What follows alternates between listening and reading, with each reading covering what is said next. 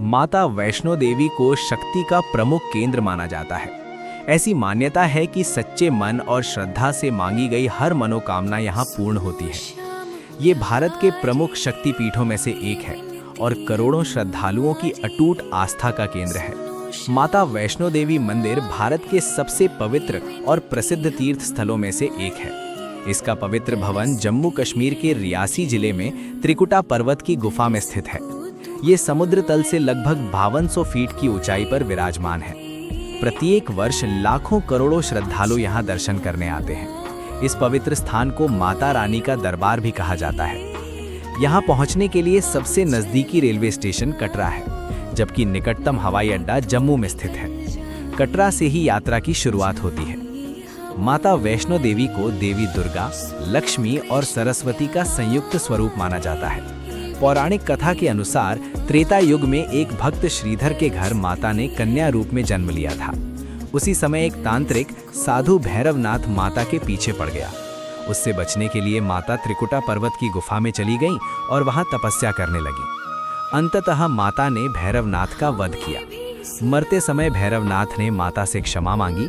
माता ने उसे मोक्ष प्रदान किया और आशीर्वाद दिया कि जो भी भक्त उनके दर्शन करेगा वो भैरवनाथ के मंदिर में दर्शन किए बिना अपनी यात्रा को पूर्ण नहीं मानेगा। इसी कारण माता के दर्शन के बाद लगभग 2 किलोमीटर ऊपर स्थित भैरव बाबा मंदिर जाना आवश्यक माना जाता है। मान्यता है कि बिना भैरव बाबा के दर्शन यात्रा अधूरी रहती है। माता वैष्णो देवी की गुफा लगभग 98 फीट लंबी है।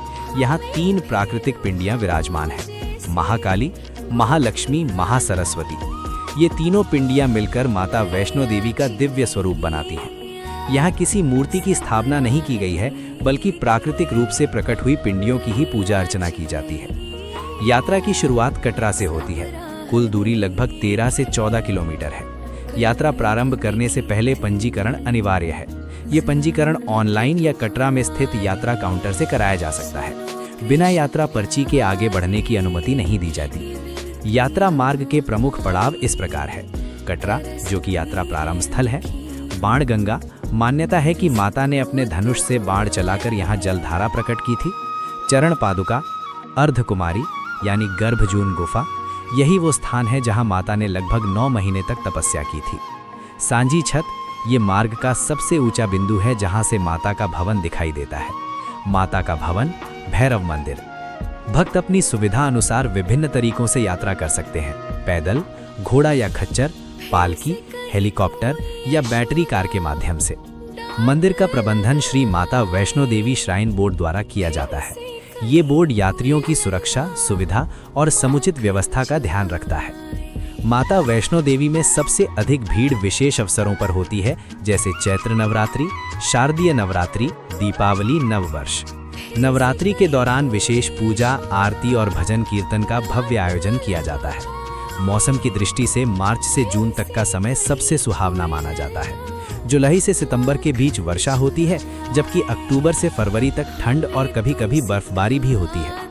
यात्रा के लिए मार्च से जून तथा सितंबर से नवंबर का समय उपयुक्त माना जाता है। यात्रा के दौरान कुछ सावधानियां आवश्यक हैं। आरामदायक जूते पहनें, ठंड के कपड़े साथ रखें, अधिक नकदी साथ ना रखें, बुजुर्गों और बच्चों का विशेष ध्यान रखें। यदि आप माता वैष्णो देवी की यात्रा पर जा रहे हैं तो आसपास के अन्य दर्शनीय स्थलों के दर्शन भी कर सकते हैं, जैसे शिवखोड़ी गुफा, रघुनाथ मंदिर, पटनी टॉप। कई श्रद्धालु बताते हैं कि जब वे जय माता दी के जयकारे लगाते हुए चढ़ाई करते हैं तो उन्हें अद्भुत ऊर्जा, शांति और आध्यात्मिक आनंद का अनुभव होता है। ये पूरी यात्रा भक्ति, विश्वास और दिव्य शक्ति का अनुभव कराती है। माता वैष्णो देवी केवल एक तीर्थ स्थान नहीं, बल्कि करोड़ों लोगों की आस्था और विश्वास का केंद्र है। यहाँ आने वाला प्रत्येक भक्त अपने दुख सुख माता के चरणों में समर्पित करता है और नई आशा व सकारात्मक ऊर्जा के साथ लौटता है। यदि आप जीवन में आध्यात्मिक शांति, सकारात्मक ऊर्जा और दिव्य अनुभूति प्राप्त करना चाहते हैं तो माता वैष्णो देवी की यात्रा अवश्य करें। जय माता दी।